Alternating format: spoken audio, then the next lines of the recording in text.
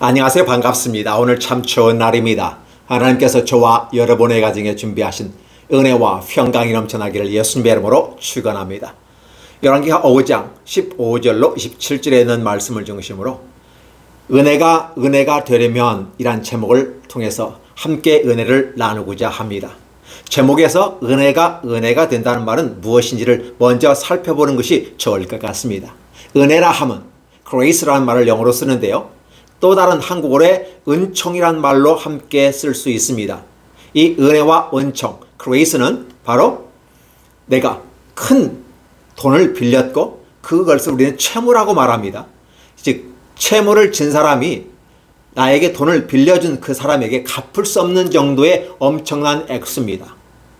그러니까 내가 노력해서 어떻게 갚다 아니면 10년을 통해서 20년을 통해서 갚을 수 있다면 얼마나 좋겠습니까? 근데 갚을 수 없는 상태에서 빚을 탕감받았어요. 빚이 없는 것으로 해주는 겁니다. 도무지 내가 내 전 인생을 다 투자해도 갚을 수 없는 상태에서 빚이 탕감되니까 어떻게 합니까? 감사한 거고 이루 말할 수 없는 기쁨이 넘치는 것입니다. 그래서 은혜 받았다라는 말을 쓸 때는 이게 쉽게 쓰는 말이 아닙니다. 가끔의 기독교인들이 은혜 받았습니다라는 말을 쓰는데 이 은혜라는 말이 가볍게 쓰는 게 아닙니다. 때로는 은혜라는 말을 통해서 부정한 것을 덮어주는 것을 은혜라고 말하기도 합니다. 그렇지 않습니다.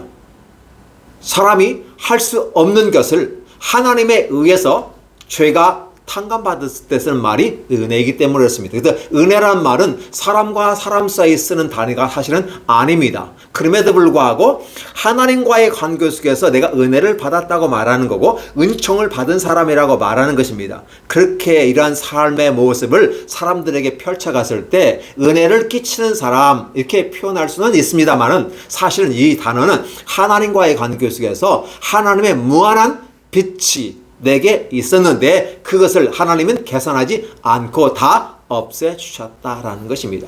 달리 말하면 오늘 저와 여러분이 죄를 지어서 하나님 앞에 결코 살아남을 수가 없어요. 그 엄청난 죄, 이 죄값은 그 생명하고 같습니다. 그렇기 때문에 내가 생명을 던져도 그 값을 갚을 수 없는 상황에 있는데 하나님은 내 생명을 거두지 아니하시고 바로 그 값을 탕감해 주셨습니다. 어떻게 탕감하십니까? 바로 하나님의 아들 독생자 예수 그리스도를 통해서 빚을 갚아버렸습니다. 그러니까 내가 목숨을 대신해서 갚아야 될 것을 바로 예수께서 빚을 십자가에서 지셨습니다. 그렇기 때문에 오늘 저와 여러분들은 은혜를 받은 사람, 은총을 받은 사람인 것입니다. 그래서 기독교에게 있어서 가장 큰 중요한 단어가 있다면 나는 하나님의 은혜 받은 사람입니다 라는 말입니다. 그래서 은혜 받은 사람을 우리 가르쳐서 기독인이라고 말하고 그리스도인이라고 합니다. 그리스도인이라는 말을 쓸 때는 칭찬을 받을 만한 기독인을 가르쳐서 그리스도인이라는 말을 쓰게 된다는 것입니다. 그렇다면 오늘 저와 여러분이 내가 하나님으로부터 받은 이 귀하고 놀라운 은총을 지속 발전하는 모습, 그러면 끝까지 갈 수 있는 것. 그래서 우리 인생이라고 하는 것은 내 삶이 육체로부터 태어나서 시작했지만 그러나 하나님으로부터 다시 태어나는 것. 이걸 우리 중생이라고 표현하죠. 내가 육체로 태어나는 것은 부모님으로부터 태어났지만 그러나 하나님으로부터 다시 태어나는 것. 거듭남, 중생, 다시 태어남. 그 때문에 육체로 태어났지만 우리는 영원한 생명을 가진 새로운 삶으로 출발하게 되는 것이죠. 그래서 이러한 삶이 너무 기쁘고 즐거운 나머지 찬양하게 되는 것이고 바깥에 나가서 나 구원받았어. 나 빚이 엄청나게 있었는데 그 빚을 다 탕감받았어. 나는 이제 죄인이 아니고 나는 이제 종이 아니고 나는 이제 자유자가 되었어. 왜? 빚을 다 갚았으니까 나는 자유인이야 라는 말을 쓰게 되는 거죠. 그래서 기독인의 기쁨을 한량없는 기쁨이라고 표현하는 것입니다. 기독인이라는 사람들은 어떤 사람들일까요? 바로 이 은혜에 동참한 사람들, 그리고 이 은혜에 나를 불러주신 하나님의 놀라운 사랑을 통해서 기뻐 즐거워하는 겁니다. 할렐루야라는 말을 쓸 때도 바로 하나님을 찬양합시다라고 말하지만 사실은 왜 찬양합니까? 내 빚이 없어졌으니까? 내가 자유자가 됐습니까? 그렇습니다. 자, 그렇다면 오늘 우리는 은혜가 되려면 이란 말을 쓴다면 바로 그 단어는 바로 내가 은혜를 지속하려면 이 말과 동일합니다. 그 말은 처음에 받은 은혜가 끝까지 지속되어야 된다는 겁니다. 그래서 기독교의 역사적인 관점을 보면 시작과 끝이 있는데, 그래서 성경에서는 알파와 오메가라는 말 쓰게 됩니다. 하나님은 시작과 끝이라는 거죠. 그럼 우리는 어떻게 해야 됩니까? 우리도 여전히 시작과 끝이 누구와 함께 하는 것이다? 하나님과 함께 하는 것이다. 이게 바로 기독인의 삶이고 그리스도인의 삶이다. 그리고 이 땅을 살아가는 우리들이 삶이 인생이 무엇인가 라고 누군가가 물었을 때 바로 하나님과 함께 시작하고 하나님과 함께 마무리하는 것이다. 그런 거죠. 근데 어떻게 하나님과 함께 마무리할까요? 영원한 생명과 함께 하는 거고 하나님과 동행하는 삶이라는 거죠. 이 땅에서의 삶은 바로 태어나면서 한 100세까지 인생을 바라본다면 기준 삼아서 100년의 짧은 인생을 살지만 이 인생 속에서 어떻게 하나님과 동행하면서 끝까지 갔느냐라는 부분이에요. 예를 들면 솔로몬 같은 경우는 하나님의 은혜 속에서 시작했지만 하나님은 불명예, 불은혜, 그죠? 은혜가 아닌 것으로 머물렀습니다.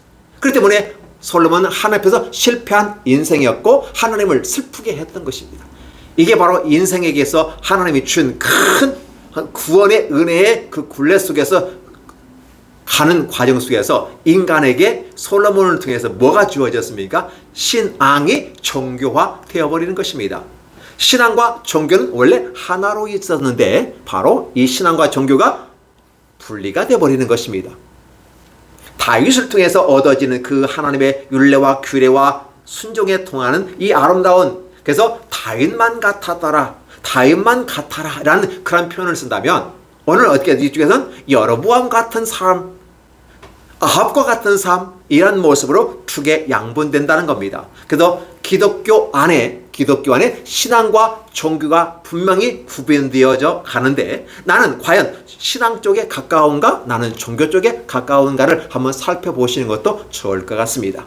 그렇다 보면 오늘 저와 여러분이 신앙인이냐 종교인이냐 라는 우리가 구별을 가지고 나면 오늘 본문에 나온 한 사람이 있습니다. 오늘 본문의 주인공은 세 사람이 나오죠. 나아만 장군과 물론 그의 모든 군대들이 나오지만 결국 대표성이 나아만과 엘리사, 그리고 안에 게하시가 나옵니다. 물론 또 사환들도 나오지만 궁극적인 부분 속에서는 세 주인공이 나타나죠. 그래서 오늘 1부 예배에서는 나아만보다 저는 게하시의 중심을 두고 2부 예배에서는 나아만 중심으로 한번 설교를 해보았으면 좋겠습니다. 왜 게하시를 중심으로 하느냐? 바로 은혜가 되게 하기 위해서는 바로 그 게하시가 우리에게 아주 귀한 선물을 주고 있는 것이죠. 이렇게 해서는 안 된다라는 샘플을 보여주고 있는 것입니다. 자, 나아만 장군이 이제 엘리사의 말씀대로 순종했습니다. 그 엘리사의 말씀이라고 하는 것은 하나님의 말씀대로 순종했더니 어린 아이의 살과 같이 휘어졌다. 그죠? 깨끗해졌다. 원래 문둥병이 걸리면 휘어진다는 말 쓰게 되는데 어린 아이의 살과 같이 여전히 깨끗해졌다라는 말 쓰게 되는 것이죠. 얼마나 행복할까요? 이 나아만이 기뻐 뛸 것입니다. 나네? 나 이 피부가 이뻐. 자기의 같이 따라온 그 동료들에게 어떻게 합니까? 봐라! 난 나았어? 나 치료됐어? 안 될 줄 알았는데 사실 안 된다는 개념은 인간의 개념대로 내 생각대로라는 말을 나아만이 했던 것처럼 자신의 고정관념 속에서는 안 될 줄 알았는데 하나님의 말씀대로 순종하고 보니까 되었어라는 거죠. 얼마나 기뻤는지 나아만이 막 자기의 모든 군대와 함께 다시 하나님의 사람 엘리사에게로 와서 그 앞에 서서 얘기합니다. 마치 이 장면은 어떤 장면이냐면 왕이 앉아있고 신하들은 쭉 서 있는, 여러분 그 사극을 보면 그 그림이 그려지지 않습니까? 왜 나아만 장군이 그 집에 들어오지 않았을까요? 그냥 문 앞에 서 있는 겁니다. 이 개념, 이 단어를 쓴 개념을, 그림을 그려보는 거죠. 즉 아람 왕의 군대장관 제2인자가 지금 서서 있고 엘리사는 앉아있는 듯한 느낌을 받는 것이죠. 그러면 지금 나아만은 누구 앞에 서 있는 겁니까? 엘리사 앞에 서 있지만 차라리 하나님 앞에 서 있다는 느낌이 여기서 들어오게 되는 것이죠. 그래서 하나님의 사람에게 돌아와서 그 앞에 서서 이르되 이렇게 되죠. 내가 이제 이스라엘 외에는 천하에 신이 없는 줄 아나이다. 다른 말로 말하면 아람에 바알과 아세라든지 기타 다른 신들이 우죽성이 있는데 여태 그게 그날에도 림몬이라는 신이 있는데 그게 바로 바알과 비슷한 신이거든요. 그래서 그 신이 진짜 신이라고 믿어왔는데 아니라는 거예요. 이스라엘 외에는 온 천하에 신이 없는 줄 아나이다. 왜 이런 말을 했을까요? 만약에 림몬 신이 진짜 신이었으면 라만 고쳐줘야 했을 것입니다. 바알 신이 진짜 신이었으면 라만을 고쳐줘야만 할 것입니다. 아세라가 진짜 신이었으면 라만을 고쳐줘야만 했을 것입니다. 그러나 그들은 고치지 못했습니다. 그런데 작은 나라인 북이스라엘에 바로 와서 하나님 말씀대로 했더니 하나님께서 치유하셨다. 그래서 이스라엘 안에 온 천하죠. 온 천하. 그리고 이스라엘 안에 다른 신이 없다. 너무 멋진 고백인 것입니다. 그래서 난 너무너무 기뻐서 내가 가져온 예물을 당신에게 몽땅 다 드리고 싶습니다. 당신의 종에게서 예물을 받으소서 하니. 야, 기가 막힌, 이건 당연한 거 아니겠습니까? 기본 어느 집을 방문해도 그냥 가지 않습니다. 화장지 하나라도 사가지고 갑니다. 그런데 지금 내가 나을 것을 생각하고 나아지면 어떤 선물을 드려야 되겠다라고 해서 나름대로 준비한 선물들이 있는 거죠. 다 드리겠다는 것이었습니다. 그런데 재밌는 것은 우리가 우리의 기대치와 전혀 다른 장면들이 이어진다는 겁니다. 이르되 내가 섬기는 여호와께서 살아계심을 두고 맹세하노니 내가 그 앞에서 받지 아니하리라 하였더라. 나아만이 받으라고 강권하되 거절하였다. 야, 우리 이 부분 한번 봤으면 좋겠습니다. 자, 내가 섬기는 여호와께서 살아계심을 두고 맹세하노니 왜 갈까요? 원래 이스라엘에게 있어서 어떤 맹세나 서약을 할 때 여호와를 두고 맹세합니다. 왜? 여호와보다 크신 이가 없기 때문에 맹세를 기본적으로 그렇게 하는데요. 자, 내가 그 앞에서 받지 않겠다. 왜 엘리사는 받지 않겠다고 얘기했을까요? 진짜 엘리사가 받기 싫었을까요? 아마도 나아만 장관이 갖고 온 것은 상당히 좋은 것들입니다.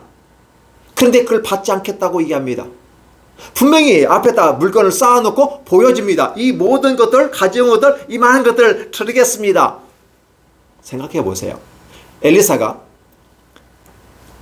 그에 따르는 제자들, 그리고 그에 대한 수련생들이 그 먹을 것이 없어가지고 죽을 끓여서 먹는 그 실정의 입장에서 본다면 당연히 나아만이 가져온 것은 굉장히 큰 자원입니다. 그걸 가져다가 선지생도들을 먹이고 기타 가난한 사람들을 구제하고 엄청나게 많은 일을 할 수 있음에도 불구하고 왜 엘리사가 거절했을까요? 저와 여러분이 이 엄청난 것을 안 주어서 문제지 주겠다는데, 그리고 그냥 주는 것도 아니고 바로 치유가 됐고 효과가 있었고 결과가 있어. 그러니까 당연히 받고 주는 것, give and take 아니에요. 받았으니까 주겠다는 거고 기쁘게 받아달라고 하는 이 모습입니다. 근데 엘리사는 거절했다는 겁니다. 우린 이 부분에서 다시 한번 생각해 봐야 될까요? 단지 우리가 보이는 이 부분에서 엘리사가 왜 거절했는지 이유가 기록되지 않았어요. 왜 그랬을까요? 분명히 엘리사는 하나님의 명령을 받았을 겁니다. 받지 말라. 왜 그랬을까요? 이게 구약적인 내용만 갖고는 이해가 되지 않습니다. 그러나 신약으로 가서 보면 이해가 됩니다. 무슨 소리일까요? 하나님의 구원의 역사, 즉 나하만 장군이 느꼈던 것은 이 나병이 고침받을 수 없는 저주의 병이었다는 것입니다. 그 어떤 상황에서도 고칠 수 없는 상황, 인간의 힘으로 할 수 없는 이 상황에 있었을 때 하나님은 고쳐주셨다라는 것이었어요. 그러면 그 값은 어떤 값이다? 엄청난 값이다. 그러니까 나하만 장군이 가져온 것으로도 부족하고, 나하만 장군의 집에 있는 걸 싹 풀어서 가져와도 부족하고, 아람에 있는 모든 걸 가져와도 부족하고, 이 전 세계 모든 걸 가지고 와도 부족하다는 것입니다. 그 말은 무엇이냐면 네가 나병이 낳은 이 사건은 하나님이 말씀을 하셨고 네가 순종을 통해서 얻어진 순종의 결과로 주어진 것이기 때문에 하나님의 은혜다. 네가 어떠한 것으로서 나아만 장군이 어떠한 것으로도 갚을 수 없는 은혜다. 그런데 그 몇 개 가져온 의복하고 은과 금 이런 것들을 가지고 어떻게 값을 매길 수 있겠느냐는 것입니다. 개인적으로 보면 엘리사도 받고 싶을 수도 있었을 것입니다. 하나님 아시잖아요. 이 북이스라엘 참 어렵고 선지생들도 지금 먹을 게 없어 죽을 끓이고 먹는 이 상황인데 받으면 참 좋겠는데 어떨까요? 하나님이 No. 왜 그러십니까 하나님? 바로 그게 앞으로 오실 메시아를 통해서 온 인류가 구원받는 이 놀라운 축복을 받아야 되기 때문에 그렇다. 인간의 어떠한 것으로도 구원받을 수 없다라는 것을 얘기하는 거고, 인간의 어떤 것도 경험과 재산과 능력과 학식과 명예와 권위를 가지고 온다 할지라도 하나님 나라에 결코 들어갈 수 없다. 하나님 나라에 들어갈 수 없다고 하는 것은 죄가 있기 때문인데 이 죄값은 결국은 어떠한 것으로도 계산할 수 없다. 오직 하나님만이 할 수 있는 것이다 라는 사실을 알려주는 것이죠. 예수 그리스도 메시아가 이 땅에 오셔서 십자가에 못 박혀 죽으시고 살아나신 이 사건을 통해서 온 인류의 죄를 씻었다. 나아만 장군은 하나님의 은총을 받은 사람이고 존귀한 자이지만 나병이 걸렸다고 하는 것은 뭔가 문제가 있었다는 것이에요. 이 땅을 살아가는 모든 사람을 통칭해서 이방에서 온 바로 나아만 장군입니다. 하나님 나라에 들어온 이 이방인들이 하나님 앞에 구원받는 이 모습은 어떠한 모습이다? 하나님의 전적인 은혜다라는 것이었습니다. 그래서 이제 나아만은 새로운 인생을 시작하고 새로운 출발을 하게 되는 것입니다. 너무 기쁘고 즐거운 것이었는데 바로 엘리사는 바로 이 장면 속에서 많은 사람들이 대가를 지불하고 쌤 그래서 소위 거래를 하는 거죠. 세상에서는 거래를 하게 됩니다. 내가 치료받았으니까 돈을 내면 됩니다. 대학병원에서 1,000만 원짜리 2,000만 원짜리 수술을 하고 돈을 지불하고 나왔습니다. 그러면 나하고는 게임 끝난 거죠. 회복이 되고 나는 돈을 갚았으니까. 어떤 의미가 있을까요? 아, 이거 돈 갖고 해결할 수 있어? 아, 이거 내 권력으로 할 수 있어? 이거 재산으로 할 수 있어? 이렇게 생각한다면 어떻게 할까요? 오늘 이 나아만은 단순한 나아만이 아니라 이방인의 대표자로서 하나님 앞에 나와서 그가 가진 인간이 할 수 없는 이 문둥병을 하나님 앞에 가지고 순종하더니 나아졌더라 라는 이 그림을 그리고 바로 엘리사 앞에 서서 말한 이 장면은 하나님 앞에 서서 있는 모습을 같은데 엘리사가 거절하는 것은 곧 하나님이 거절하는 것이다 라고 그림을 그려보시면 어떨까요? 그렇게 되면 여러분이 쉽게 더 이해할 수 있는 것입니다. 근데 나아만도 지금 내가 치료받았으니까 이 가져온 것을 통해서 대가를 지불하면 이걸로 쌤 게임 끝, 거래 끝 이렇게 끝날 수 있는데 엘리사가 거절함으로써 이 나아만이 다시 고백합니다. 분명히 엘리사도 여호와께 살아계심을 두고 맹세한다고 그랬습니다. 그런데 엘리사가 거절하니까 나아만이 더 이상 어떻게 해요? 내가 은혜를 받았는데 은총을 입었는데 어떻게 할 수 없잖아요.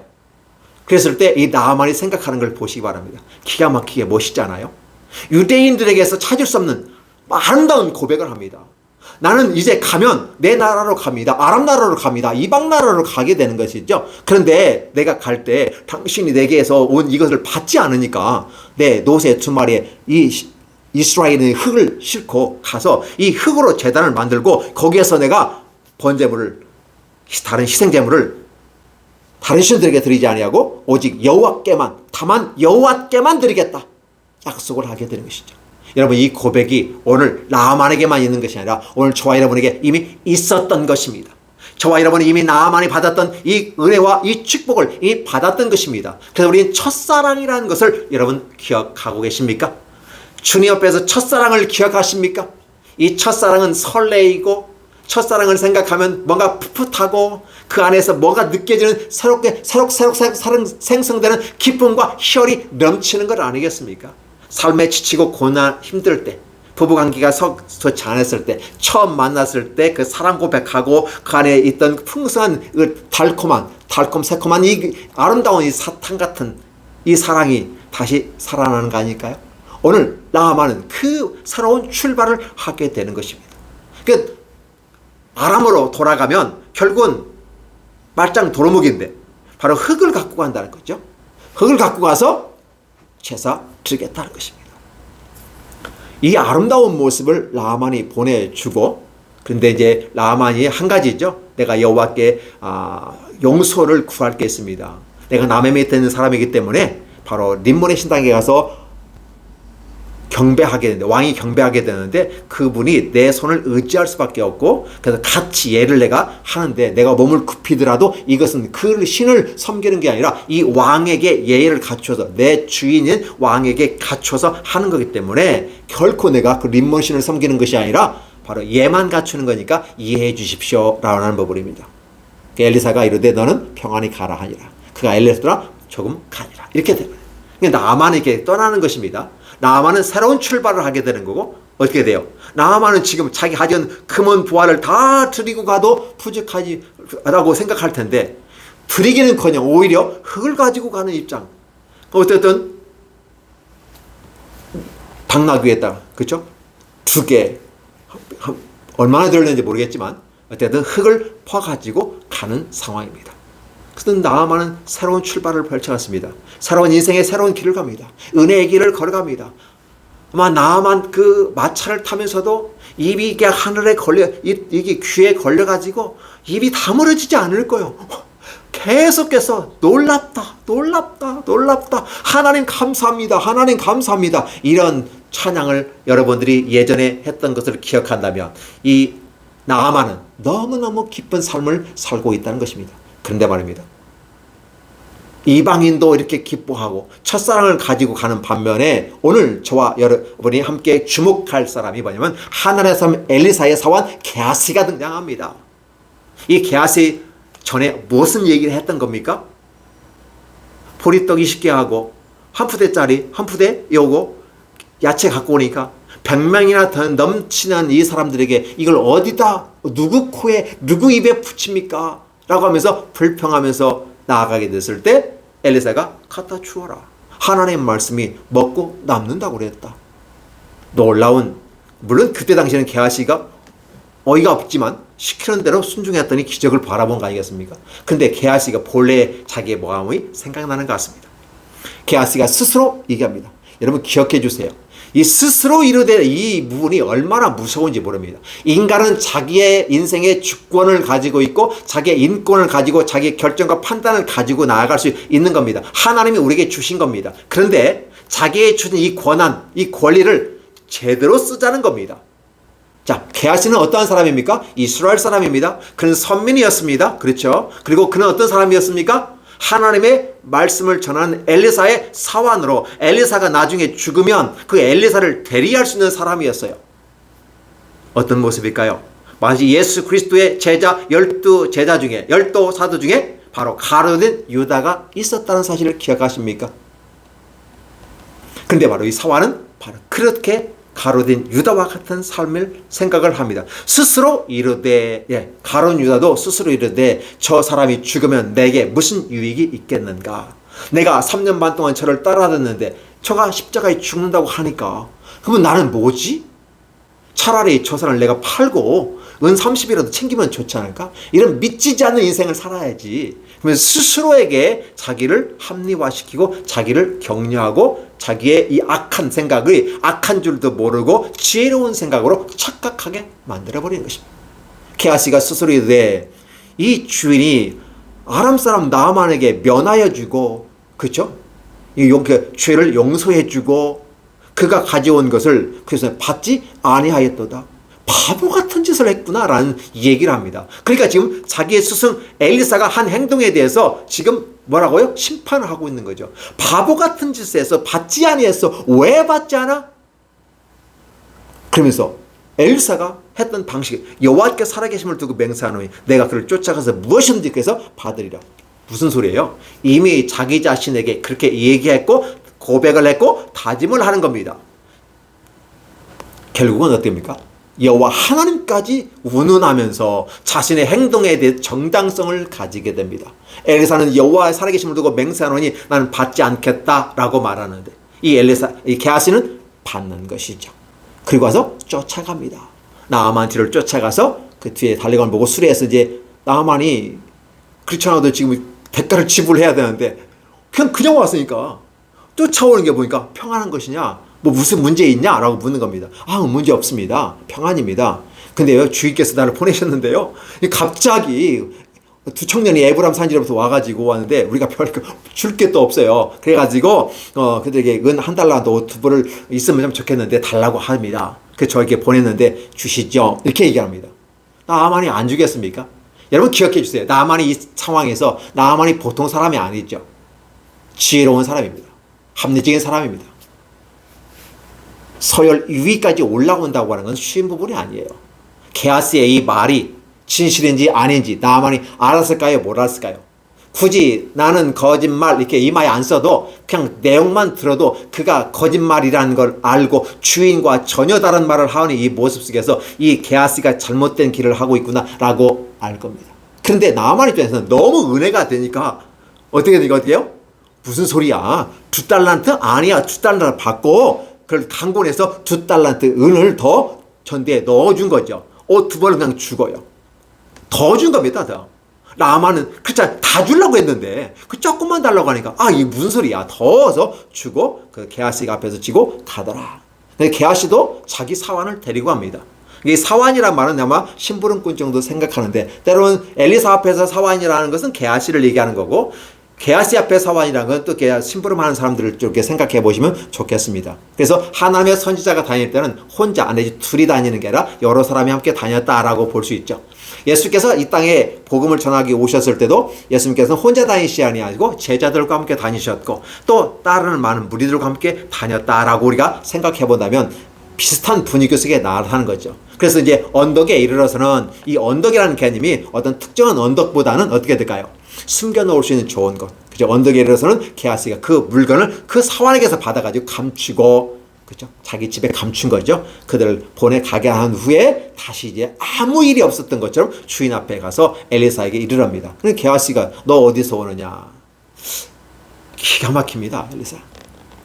왜 엘리사가 엘리야의 영감을 갑절이나 달라고 했는지 이해가 되는 장면들이 참 많습니다. 그것은 바로 앞으로 오실 메시아가 어떠한 일들을 하는지, 그리고 예수께서도 그 말씀하시잖아요. 이미 그들의 마음속에 무슨 말씀을 하는지, 제자들의 마음속에 어떤 의문들이 생기고 누구 수근수근 하는지, 그들의 마음에서 어떤 악한 생각들을 하고 있는지 다 아시고 말씀하실 때 이런 말을 많이 쓰는 걸 복음서에서 기억할 것입니다. 오늘 엘리사도 마찬가지예요. 엘리사가 이르되 게하시야, 너 내가 어디서 오느냐?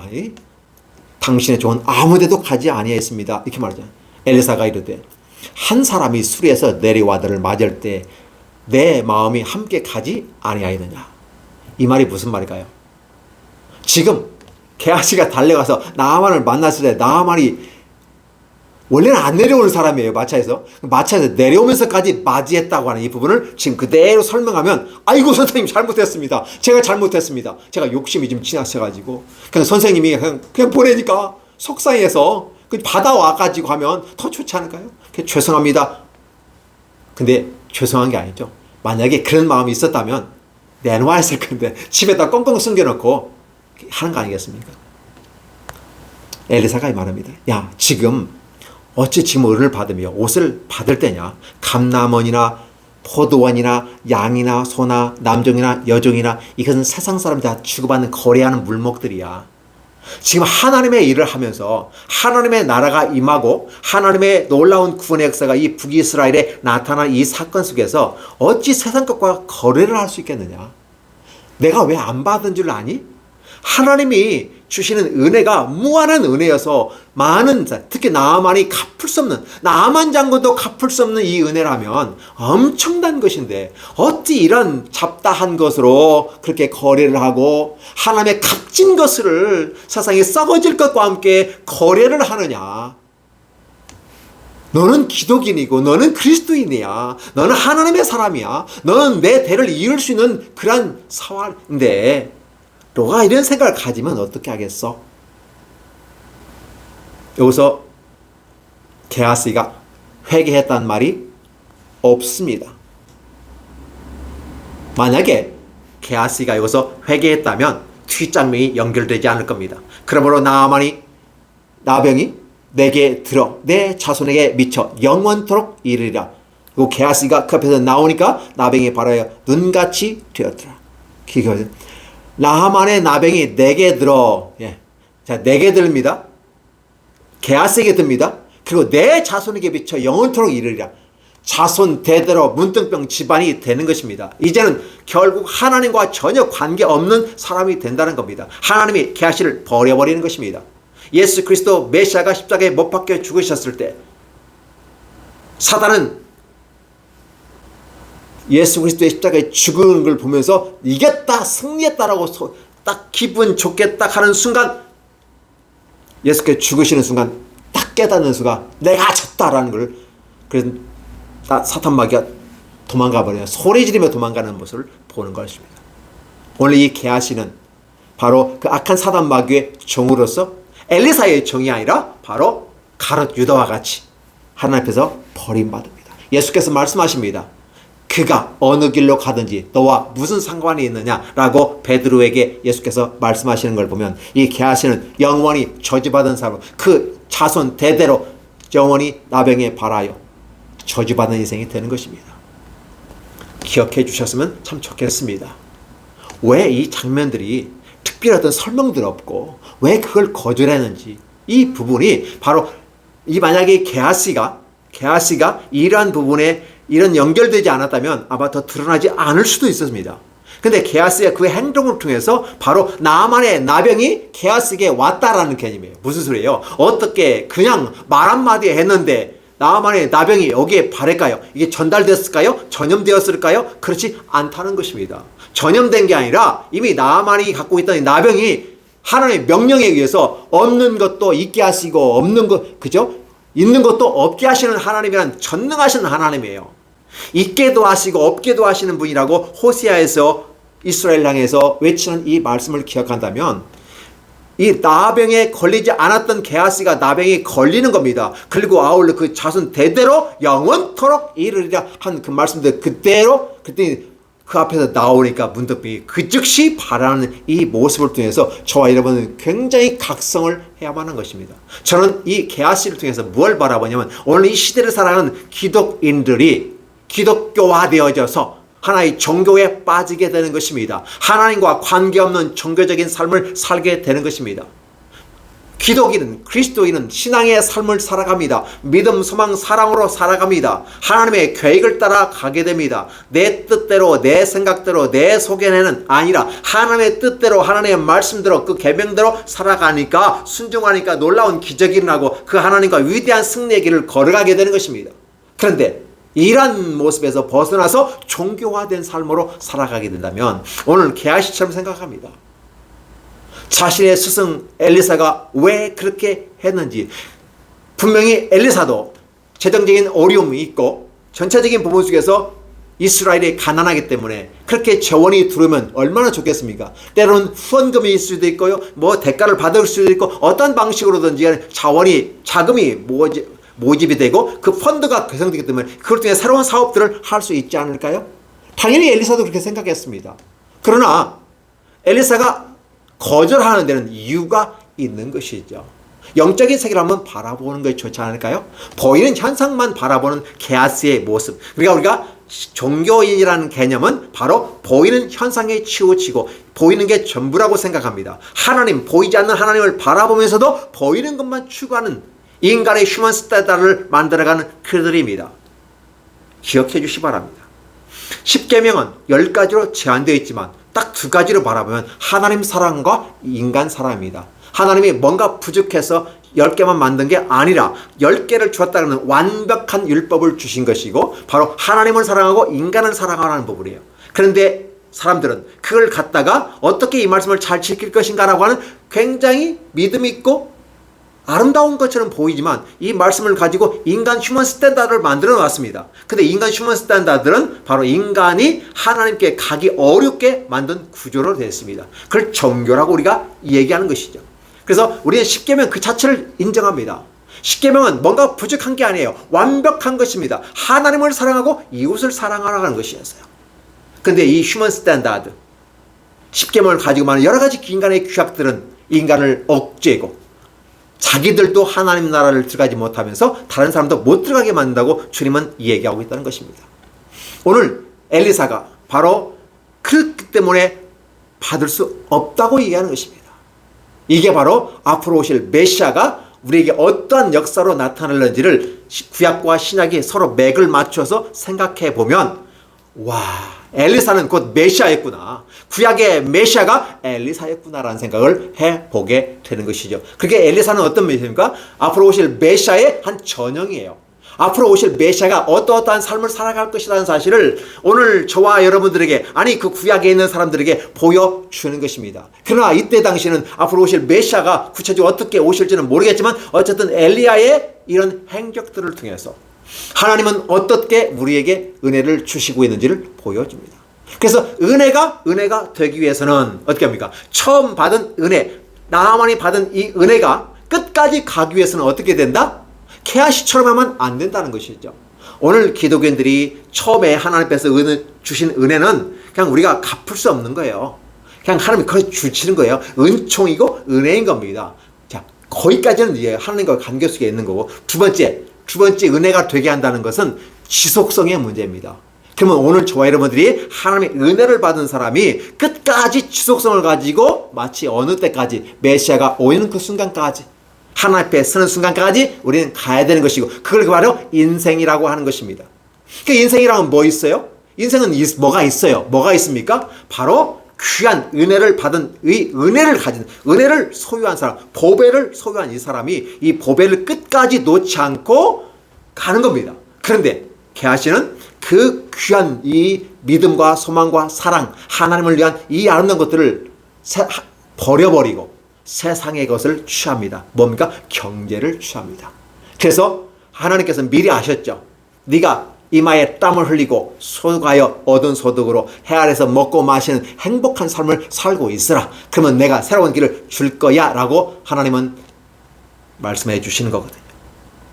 그런데 인간들은 그 경제를 통해서 어떻게 합니까? 힘을 얻고 능력을 얻고 권력을 얻고 자랑하려고 하는 이 모습으로 가게 되는 겁니다. 그러니까 하나님 앞에 온 모든 사람들이 다 하나님 앞에 신앙을 가지고 가는 것처럼 보이지만, 그런 때는 종교인과 신앙인으로 구별되는 것이고, 신약에서는 그걸 염소와 양으로 구별되는 것입니다. 대개 보면 오른쪽에 양이 있고 왼쪽에 염소가 있습니다. 그래서 제가 편의상 이렇게 구별을 합니다. 하나님의 전에서 양과 염소가 구별된다는 사실입니다. 양과 염소는 바로 그 교회 안에 들어온 것입니다. 그러면 온 예수 믿는 기독교인들 전체가 어떻게 합니까? 양과 염소인데 누가 양이고 누가 염소냐는 것입니다. 그 양과 염소의 개념을 우리가 보자는 것이죠. 게하시는 바로 양 같은 믿음과 소망과 사랑의 모습을 살아가다가 변절되어져서 끝까지 지속하지 못하고 하나님의 아름답고 귀한 이 보물을, 나만이 받았던 이 문둥병이 치유된 이 귀한 은총을 유지하지 못하고 가다가 쏟아버리고, 은혜를 쏟아버리고 넘어지고 거꾸라지는 모습을 보게 되는 거죠. 결국은 그렇게 간 사람이 솔로몬이 대표주자이고, 그 솔로몬의 대표주자의 길을 걸어가는 많은 사람들이 있더라는 것입니다. 이러한 모습을 통해서 저와 여러분, 이 본문이 바로 그런 부분을 소개해주고 있습니다. 너무 멋있는 거 아닐까요? 그냥 간단하게 그네요. 눈같이 휘어졌더라. 그리고 어떻게 합니까? 그 다음에 그냥 넘어갑니다. 6장으로 넘어가 버립니다. 그러니까 이 사건에 대해서 더 이상 언급을 안 해요. 그냥 오늘 딱 끝나버려요. 다른 주제가 딱 바로 들어가거든요. 구차하게 뭐 얘기하지 않아요. 바로 그 무엇일까요? 앞으로 모실 메시아에 대한 구약의 그림자로서 보여주고 있는 것입니다. 그렇기 때문에 믿음이 되게 하기 위해서는 뭐가 필요하다? 지속성. 그래서 하나님의 나라는 시작과 끝이라고 하는 부분이에요. 왜 시작과 끝을 얘기할까요? 인생은 돌고 돌고 도는 거야? 예, 윤회를 얘기하는 게 아니라, 인생은 시작이 있으면 끝이 있는 건데 누구와 함께 시작할 것이냐? 하나님의 은총과 은혜를 받은 믿음의 세계 속에 들어간 이 시작이 끝까지 지속적으로 쫙 가는 겁니다. 언제? 마지막 주님 오실 때까지, 메시아의 재림할 때까지 바로 우리는 지속성을 가지고 나아갑니다. 그래서 두려워하거나 놀라지 말고 치우치지 말라. 낙심하지 말라. 왜? 마음을 굳건히 해서 내가 가진 이 귀한 것을 세상에 빼앗기지 않고 세상에 변질되거나 세상의 가치에서 무가치하게 느껴지지 말고 그걸 끝까지 가지고 가는 거다. 바로 우리는 빛을 따라가는 사람들을 하면 어떻게 될까요? 태양빛이 비치고 태양빛을 갑니다. 등대빛이 비치면 등대빛을 따라갑니다. 왜? 앞에서 가니까 따라가라고 한 거예요. 그런데 오늘 저와 여러분들에게 한 가지 제가 말씀을 드리는 것은 인간은 태양을 따라갑니다. 해바라기도 태양을 따라 돌아갑니다. 맞죠? 우리는 주님을 바라봅니다. 그래서 우리는 해바라기가 아니라 주바라기라는 것이요. 주님을 따라갑니다. 근데 우리는 바로 태양빛이 뜨고 태양에 따라서 돌아갑니까? 새해가 되면 새로 떠오르는 태양을 보면서 소원을 빌기도 하고 그 새롭게 시작하는 의미를 부여하려고 노력을 합니다. 그러나 우리의 의의 태양이신 주님께서는 더 떠오르는 동해에서 넘실거리는 그 검붉게 올라오는 그 태양의 모습이 아니라 저와 여러분의 마음속에서 떠오르는 마음의 태양이 되고 의의 태양이 되셔서 우리의 길을 비춰주시는 것입니다. 오늘 하나님은 하나님의 말씀대로 하나님의 규례대로 사람을 살아가는 그들의 마음속에 떠오르는 태양이 계신 것입니다. 그 떠오르는 태양이에요. 그 떠오르는 태양이 의의 치유의 광선으로 쏘이니까 나아만이 문둥병이 치료가 되는 것입니다. 엘리사가 어떠한 행동도 취하지 않았어요. 단지 가서 7번 몸을 씻고 깨끗해져라 라는 것이었습니다. 하나님 말씀을 듣고 순종할 때 하나님은 놀랍게 축복하시는데 바로 그가 어떻게 치유되었을까를 생각할 때 바로 저 동에서 떠오르는 태양이 고쳐준 것이 아니라 내 마음속에 다가오셔서 내 안에 의의 태양이 치유하는 광선으로 그분이 내 마음속에서 내 마음을 치유하고 내 생각에는 이렇게 고정관념을 벗어 뛰어넘게 하며 그 안에 떠오른 주님을 만나게 되는 것입니다. 다르게 표현하면 사울이 다마스커스에서 예수 믿는 사람을 죽이려고 할 때 거기서 예수 그리스도를 만나게 됩니다. 주는 누구십니까? 나는 네가 핍박하는 예수라 라고 그 마음속에 떠오르는 것입니다. 다마스커스에서 주님께서 하늘에서 뿅 나타나가지고 사울아 이렇게 표현하는 건 아니라는 거죠. 분명히 그런 말을 타고 가는데 그 마음속에서 여호와의 음성이 들리게 되는 것입니다. 마음에 찾아오신 주님께서 사울을 바울로 바꾸어 버리는 것입니다. 오늘 구약에서는 나아만이 문둥병자 나아만이 유쾌한 사람 나아만으로 바꾸어 버리는 것입니다. 자기가 가진 모든 것을 아낌없이 줄 수 있는 그런 마음으로 그리고 오직 여호와만을 섬기겠습니다. 현실에 충실하되 그 한 역경에 휘둘리지 아니하고 그 흙을 가지고 와서 이 흙이 있는 여호와께서 내 나라에서도 여전히 여호와를 섬기겠다고 고백하고 다짐하는 이 모습을 본다면 오늘 개하시는 너무 초라하고 너무 부끄럽고 거룩한 진리를 따라가고 보수를 자칭하면서 나아가지만 경제적인 문제 앞에서는 무릎을 꿇어버리고 경제적인 문제에서는 은혜고 멀고 다 버려버리고 오직 어떻게 하면 내 수입을 더 보장하고 어떻게 하면 더 챙길 것인가 여기에 연연하고 가는 기독인이라면 그가 목사라 할지라도 그가 장로라 할지라도 그가 권사와 집사라 할지라도 은혜 받은 사람이라 할지라도 하나님은 그를 개아시처럼 버려버리는 것입니다. 무엇이 중요한디? 코미디에서 무엇이 중요한디? 뭐가 중요할까요? 무엇이 중요할까요? 하나님의 은혜가 중요합니다. 오늘 나아만의 모습 속에서 어떤 것도 표현되지 않았지만 저는 신약과 이의 모습을 함께 매칭시켜 볼 때 나아만의 마음속에 떠오르는 그 의의 태양이 되신 예수 그리스도 그 자체만으로도 그런 희열이 넘치게 그 자체만으로도 문둥병자 나아만이 유쾌한 나아만이 되어서 자기 땅으로 돌아가는 이 모습 나아만이 그 땅에 갔을 때 어떠한 일이 벌어질까요? 그 땅에 하나님에 대해서 얘기하고 다니지 않을까요? 이게 바로 복음의 확산과 하나님에 대한 확장을 가져오는 것입니다. 하나님을 버려버리고 언약을 무시해버리고 제단을 헐어버리고 선지자를 죽였던 80% 이상이 다 바알과 아세 앞에서 고개를 숙였던 그들 그들 세계에 하나님은 새로운 폭풍과 같은 역사를 펼쳐 집어넣고 있는 것입니다. 어떻습니까? 우리 하나님은 우리를 얼마만큼 사랑하시는지 북이스라엘 생각하면 하나님이 막 역겨워가지고 막 다 버리고 싶고 다 찢어버리고 싶을 생각이겠어요. 하나님이 그렇게 마음을 표현하는 겁니다. 그런데 내가 너를 어떻게 버리겠냐? 넌 내 자식이야. 왜? 사랑하니까. 왜 사랑해요? 자식이니까. 예, 하나님은 그렇게 저와 여러분에게 불러주시는 것입니다. 어떠세요? 우리 하나님의 놀라운 사랑을 지금 나아만이 받고 있는 겁니다. 그런데 이 나아만이 구약에 있지만 신약에서 앞으로 오실 메시아를 통해 구원받는 사실을 얘기하거든요. 오늘 저와 여러분은 이걸 다 보고 있으면서 지나온 사건을 다 보고 있으면서 오신 메시아를 통해서 우리는 이 은혜를 받는 것입니다. 믿음으로 시작하셨습니까? 이 귀하고 영적인 아름다운 고귀한 걸 가졌습니까? 결코 세상의 경제, 돈, 어떤 것들, 특히 이 경제라고 하는 부분은 인간의 발목을 쥐어잡는 겁니다. 근데 이 경제를 누가 주셨어요? 하나님이 주셨어요.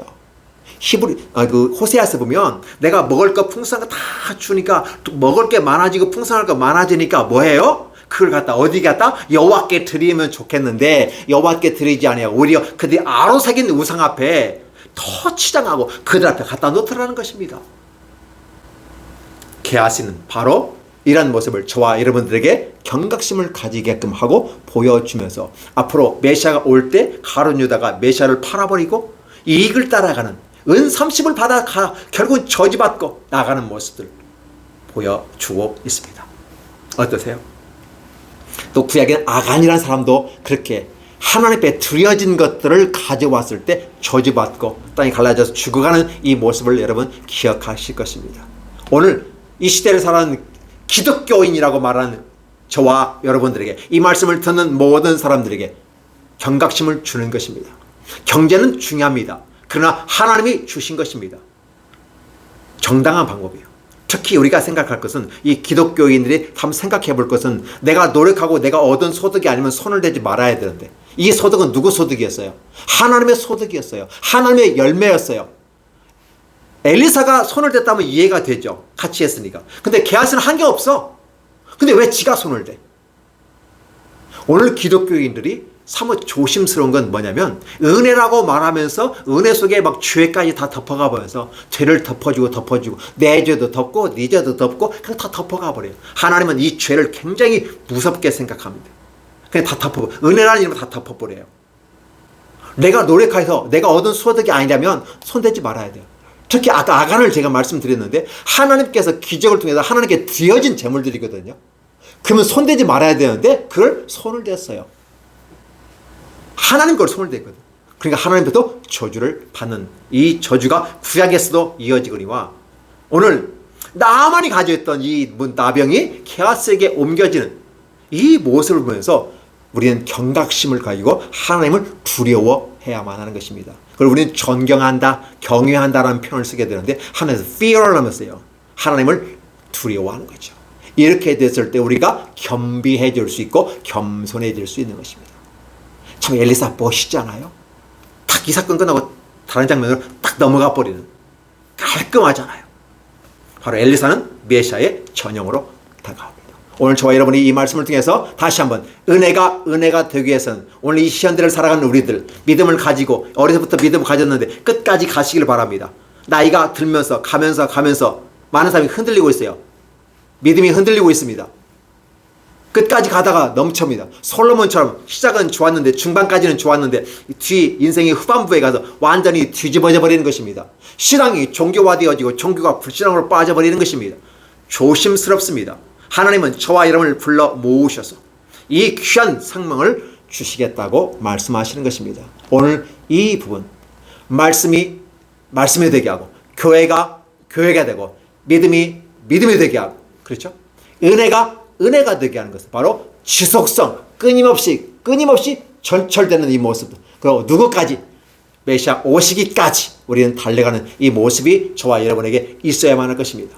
이렇게 우리 자신을 겸비하고 겸손하게 주 앞에 나아갈 때 하나님은 무한한 복으로 함께 펼쳐가게 될 것입니다.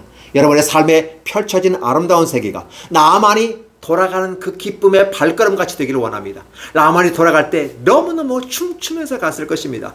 가서 잔치를 하고 잔치 열렸네. 무슨 잔치 열렸어요? 나만의 마음에 하나님의 나라가 임하고 하나님의 의의 태양이 들어와서 함께하는 이 모습 가운데 하나님을 경배하고 이 모습의 잔치가 펼쳐지기를 생각해 보면서 오늘 저와 여러분도 그런 삶을 살기를 예수님의 이름으로 축원합니다. 기도하겠습니다. 하나님 아버지 감사합니다. 우리 모두를 사랑하셔서 이 본문을 통해서 은혜 주신 이 귀한 놀라운 축복을 잊지 않게 하여 주시옵소서. 엘리사가 왜 받지 않았는지를 다시 한번 생각해 볼 수 있는, 숙고하고 묵상해 볼 수 있는 겸허하고 겸손한 사람들이 되게 하여 주옵소서. 현실적인 경제, 돈, 당장 필요합니다. 그러나 그것보다도 더 귀한 것이 갚을 수 없는, 해결할 수 없는 이 귀한 은총을 받은 사람들이 결코 세상 것에 의해서, 세상 썩어질 것에 의해서 팔아먹지 않게 도와 주옵소서. 우리가 가진 이 믿음의 값진 믿음과 소망과 사랑의 정금 같은 믿음들, 세상의 것에 엿바꿔 먹지 않게 하여 주옵소서. 오직 주의 말씀을 귀하게 여기고 하는 멋진 엘리사와 같은 사람들이 되도록 축복하여 주시고, 유쾌한 삶을 살아가는, 이제 새로운 인생을 살아가는 나만처럼 행복한 나날들이 펼쳐지게 축복해 주옵소서. 예수님의 이름으로 축복하며 기도하옵나이다. 아멘.